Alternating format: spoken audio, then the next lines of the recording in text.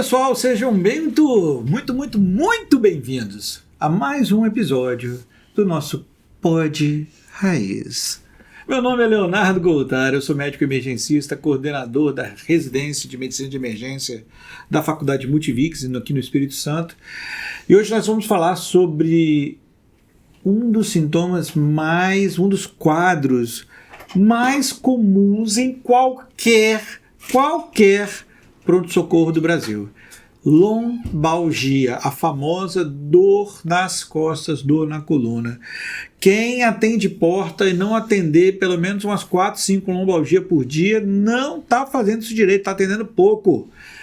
Mas para falar comigo, para trocar ideia desse assunto comigo, sempre ela, a primeira, a única, a ímpar, indefectível, a blonde, Luísa Brown. Bem-vinda, Bru, bem-vinda. Obrigada, gente. Vamos falar de lombalgia, né, Léo? Quem nunca atendeu uma lombalgia no PS? Blondicíssima, Lu, tudo bem? Cara, quem nunca atendeu uma lombalgia no PS não sabe o que realmente não está atendendo. É uma das queixas mais comuns que a gente tem. Se você tiver uma região próxima, então, à indústria, à construção civil, trabalhadores braçais, vai encontrar todo dia isso aí, mas não é obrigatório. Mesmo quem trabalha parado no escritório, numa cadeira, pode ter crise de lombalgia, né? A gente estima que adultos vão ter crise de lombalgia em algum momento da vida. Eu já tive algumas. Eu também, velho. Gente grande também sofre da coluna. Achei que jovem não tinha essas coisas. Não, mas eu sou grande. Você é grande? Grande sofre também. Mas eu acho que assim, a intenção, gente, desse podcast, como de todos que a gente faz, é simplificar o seu atendimento e o seu plantão para entender o que realmente importa. Então, quando a gente fala de lombalgia, uma queixa tão comum, o que é o objetivo principal? É eu saber quando que eu vou investigar um pouco melhor essa lombalgia e quando eu vou me tranquilizar de que, assim como a cefaleia, a gente estava comentando aqui, né, Léo? Exatamente. A grande maioria, ou você pode lidar como todas as lombalgias têm causa primária até que se prove o contrário. É mais ou menos o raciocínio da cefaleia, né? Assim, a gente estava dizendo aqui, cefaleia no pronto-socorro é primária até que se prove o contrário. O que eu quero dizer que é primária? A cefaleia é o problema em si. É diferente, a cefaleia secundária é aquela cefaleia que não é o problema. Ela é só um sintoma, ela é secundária a um outro problema que é o verdadeiro problema. Uma cefaleia secundária é a cefaleia que acontece secundária à hemorragia subaracnoide. É uma cefaleia que acontece secundária a uma meningite, a um tumor de cabeça, a um câncer do cérebro. Esses são cefaleias secundárias e elas são absolutamente a exceção. A regra é que sejam cefaleias primárias, cefaleia tensional, crises de enxaqueca. Na lombalgia é a mesma coisa. A enorme maioria das lombalgias é primária, é postura, é uma dor muscular, um mau jeito que deu, é uma fasciite, é coisa simples. As lombalgias que são secundárias, quando a gente fala secundária, a gente está falando secundária a uma outra doença, estas sim são motivo de preocupação, mas estas são raras, são exceções. Então, quando você vê um paciente com lombalgia no pronto-socorro, a primeira coisa que você tem que fazer é botar na sua cabeça que muito provavelmente é uma lombalgia primária, mecânica, e que você tem que investigar com história e exame físico as chamadas que a gente sempre fala aqui nos nossos episódios. Os red flags. Red flags, sinais de alerta, bandeiras vermelhas. Assim como na cefaleia. E a gente tem episódio de cefaleia, quem não ouviu, ouça. Porque A intenção aqui, Léo, é assim, a gente não vai resolver a coluna do paciente. Muitas das vezes, as lombalgias têm causas primárias, como o Léo disse, e cronicamente esse paciente já vem com essa dor. Quem já teve dor lombar sabe que de vez em quando incomoda. Então, você não vai resolver esse problema de uma hora para outra no pronto-socorro. Não é o paciente que você vai agarrar ali. O que a gente vai ter que destrinchar? Excluir gravidade. Quais são as red flags que a gente tem que estar atento, Lu? E as principais aqui, Léo, e eu acho que a primeira delas é déficit neurológico. Se essa lombalgia ela vier com algum déficit neurológico, obviamente acende o alerta, vamos investigar esse paciente. Pelo amor de né? Santo óbvio de Grayskull.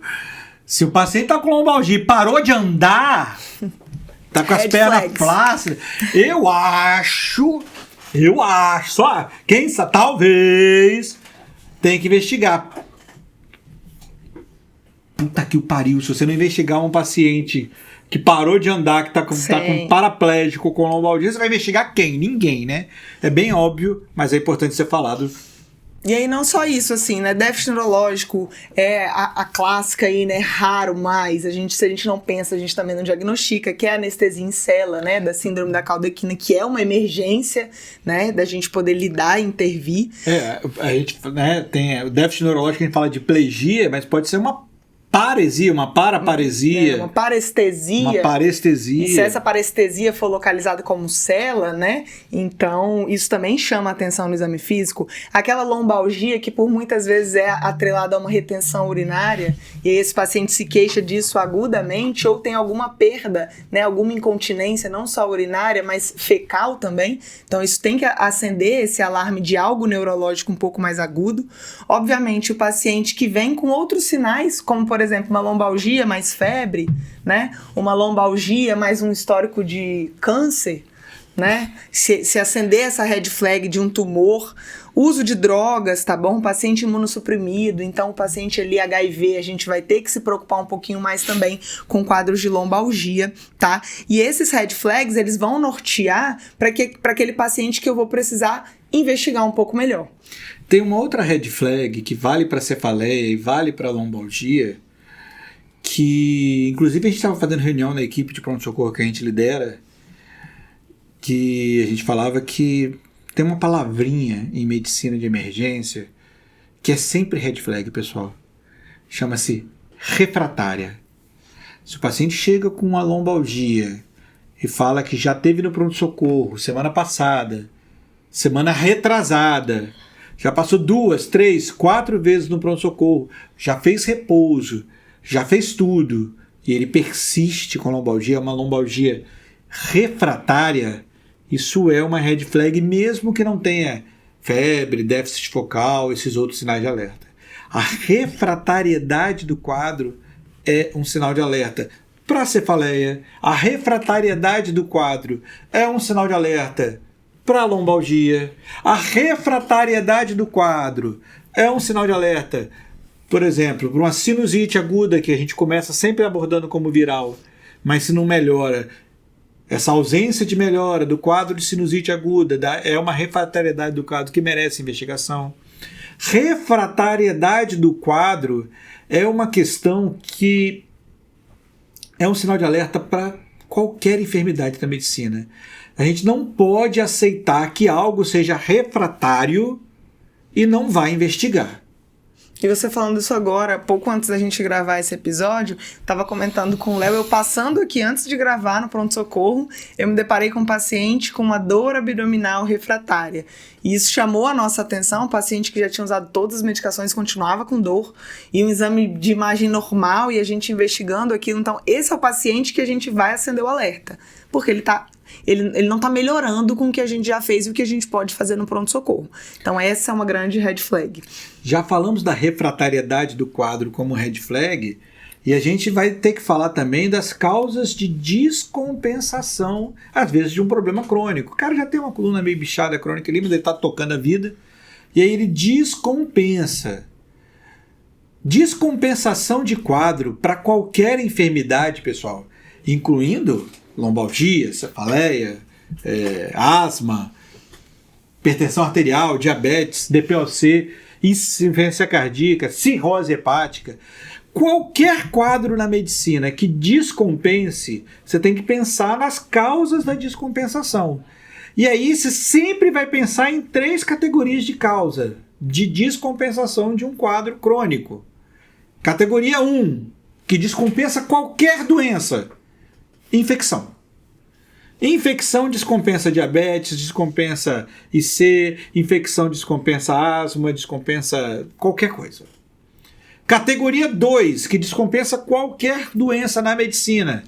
Tratamento inadequado ou falta de tratamento. E quando eu falo tratamento, eu estou falando só de tratamento medicamentoso, não. Um esforço físico extenuante é um tratamento inadequado, é uma falta de cuidado com a própria saúde que pode descompensar uma lombalgia. Parar de tomar um remédio é o tratamento inadequado que pode descompensar um diabetes. Né? Estar em contato com cigarro é um tratamento inadequado que pode levar você a descompensar um DPOC. Então, categoria 1, que descompensa qualquer coisa, infecção. Categoria 2, que descompensa qualquer coisa, tratamento inadequado. E aí a categoria 3, essa não descompensa qualquer coisa, são particularidades de cada doença. No caso da lombalgia, esforço físico, um colchão diferente, uma postura inadequada. No caso do diabetes, algo que é particular do diabetes, uma alimentação copiosa. No caso de uma crise de asma, pintaram a parede, aí subiu um cheiro muito forte, eu tive uma crise de asma, entrei em contato com algum alergeno. E aí tem doenças, cada doença tem suas particularidades de descompensação.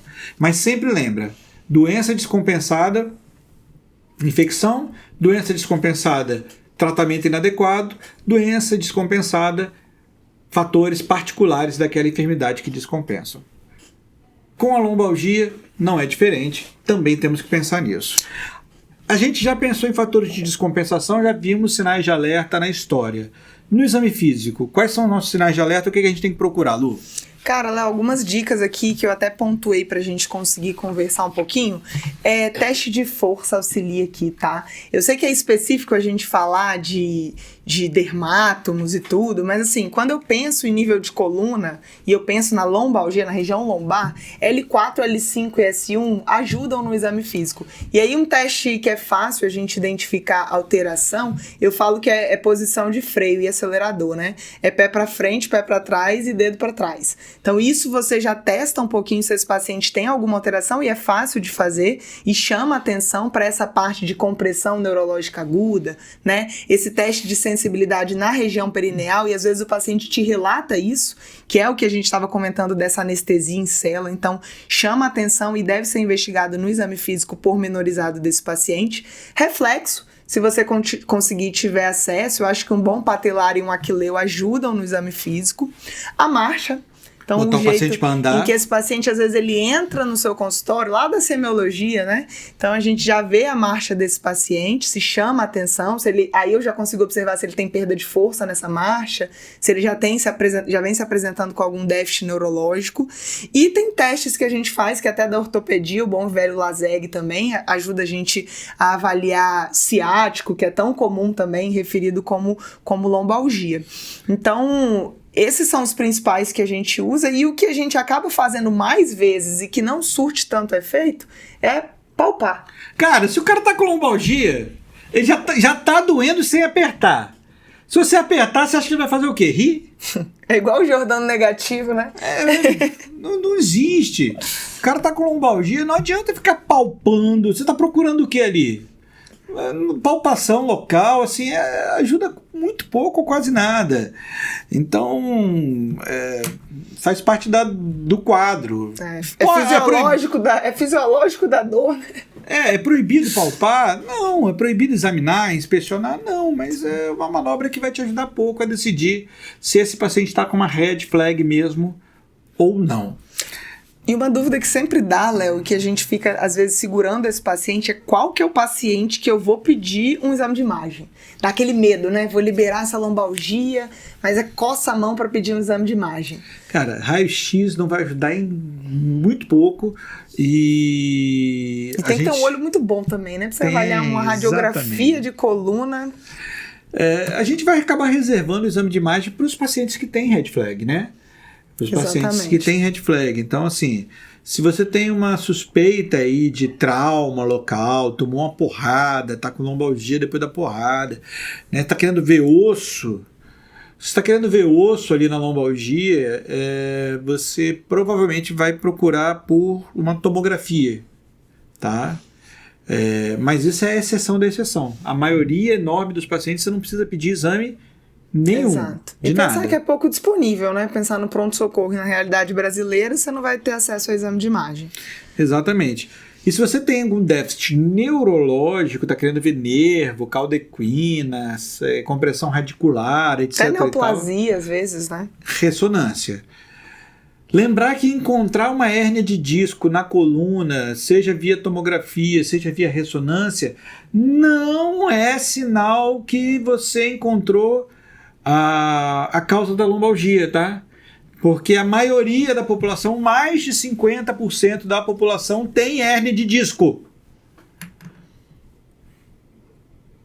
E não sente nada. Sabe, ter hérnia de disco é tão comum quanto ter cabelo branco, tão comum quanto ter ruga. Os discos eles não ficam perfeitamente empilhadinhos, um em cima do outro, corpo vertebral com corpo vertebral, igual um boneco na anatomia. Nós somos humanos, imperfeitos. É normal que os discos saiam um pouquinho para lá, um pouquinho para cá. A coisa é meio... um pouquinho caótica, é um pouquinho imperfeito, isso é normal. E além de você onerar o sistema, você ainda vai causar uma ansiedade no paciente que vai achar que tem algum problema ali, e isso vai te confundir mais ainda, porque não vai mudar a sua conduta ali achando uma hérnia ou não, né? Então, se o paciente tem uma lombalgia aguda, não refratária, o que a gente chama de refratária, via de regra, é mais de 6 semanas, mais de 1 mês e meio. Se ela tem um paciente com uma lombalgia com menos de 6 semanas, sem red flags, só com dor local, o paciente está estável, o paciente não está deteriorando, não há necessidade de pedir nenhum tipo de exame, tá? A gente vai fazer analgesia para esse paciente, vai recomendar repouso, um atestado conforme o quadro, conforme a ocupação do paciente e vai mandar para casa. Esse é outro ponto que muita gente erra, né? A analgesia. Analgesia simples, honesta e eficaz. Essa é uma frase boa pra gente resumir. Gostei. A analgesia para as lombalgias. E é o que a gente pode fazer para esse paciente no pronto-socorro, né? Então, assim, essa investigação, muitas vezes, se ele precisar, vai ser fora dali. Então, eu não vou segurar esse paciente para isso. E aí, analgésicos comuns, tá, Léo? Dipirona, paracetamol, muitas vezes associados a anti-inflamatórios não esteroidais, tá? Então, obviamente, se não for contraindicado, essa associação é muito boa. Pode vir com relaxante muscular também, o que alivia muito, e eu falo por conta própria, então relaxante muscular para lombalgia para mim é o que realmente resolve. Então a gente pode associar essas 3 classes aí, tá bom?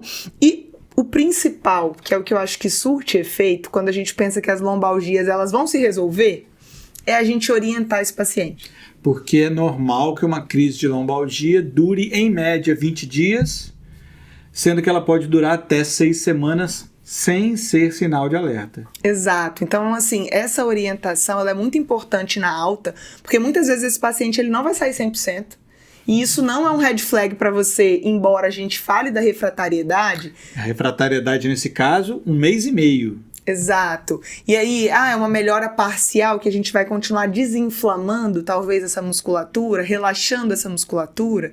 Então existem orientações e isso é muito importante para que esse paciente não volte no seu plantão, não volte no pronto-socorro por essa mesma queixa, a não ser que tenha sinais de alarme que você também vai orientar. Então, uma coisa que é muito comum também, Léo, é a gente orientar um repouso absoluto para esse paciente. Não tem necessidade de ser absoluto. Exato, então já viram aí estudos que você guiar movimentos, né, fisioterapia e tudo, e obviamente não vai carregar um saco de cimento, 20 vai bater uma laje nas suas costas, mas o movimento guiado ele surte até mais efeito do que pedir para o paciente ficar lá. Repouso relativo, né? Exato. Evitar o que dói. Se você está conseguindo fazer o movimento sem sentir dor, não precisa ter medo de fazer o movimento, pode se locomover, pode fazer as coisas, pode até voltar ao trabalho. né? Exato. E não subestime também a dor, a gente já falou sobre isso, mas se for indicado, dê um atestado médico para esse paciente, dependendo da função dele, isso vai ajudar na recuperação, né? Principalmente se for trabalhador braçal, enfim. Exato, se trabalhar com peso, né? Então, eu acho que esse é um grande finale, assim, né, Léo? Oriente bem esse paciente na alta para que ele não retorne. Então, lombalgia no PS, a gente tem o que fazer, uma boa hiperanalgesia, junto com anti-inflamatório, junto com relaxante muscular, junto com orientação e principalmente focar nos sinais de gravidade. São raros, mas se a gente não pensar, a gente também não diagnostica, né, Léo? Show de bola. É isso, lombalgia curtinho. Curtinho, mas direto ao ponto, como são as nossas aulas aqui no Emergência Raiz. Se você gosta desse estilo de direto ao ponto, curtinho, eu te convido a conhecer o Emergências do Zero, o Ventilação Mecânica do Zero e o Método Plantão Perfeito, nossos cursos atualmente disponíveis. A gente sempre foca em aulas de 10 a 15 minutos no máximo, tentando descomplicar para você tudo que a gente fala, tudo que a gente trata em medicina de emergência. Você merece, você precisa ter o seu tempo, que é seu ativo mais valioso que a gente tem, é tempo, né? Preservado. Então, te convido a conhecer nossas plataformas. A gente está no YouTube, a gente está no Instagram, a gente está no Spotify, a gente está em N lugares. No WhatsApp. No WhatsApp, temos nosso grupo, a comunidade do Emergência Raiz, que só cresce. Nosso grupo de WhatsApp é top, galera. Nosso grupo de alunos. A Luísa está no grupo, responde ao vivo, eu estou no grupo, Camila está no grupo, Larissa está no grupo, todos os professores do Emergência Raiz estão no grupo. Eu te convido a conhecer. E se você quiser conhecer, inclusive, as nossas instalações físicas, a nossa residência de medicina de emergência, também está convidado, é só vir e aparecer aqui. Espero que vocês continuem com a gente nos nossos próximos episódios e até lá. Um beijo, tchau. Um beijo, pessoal.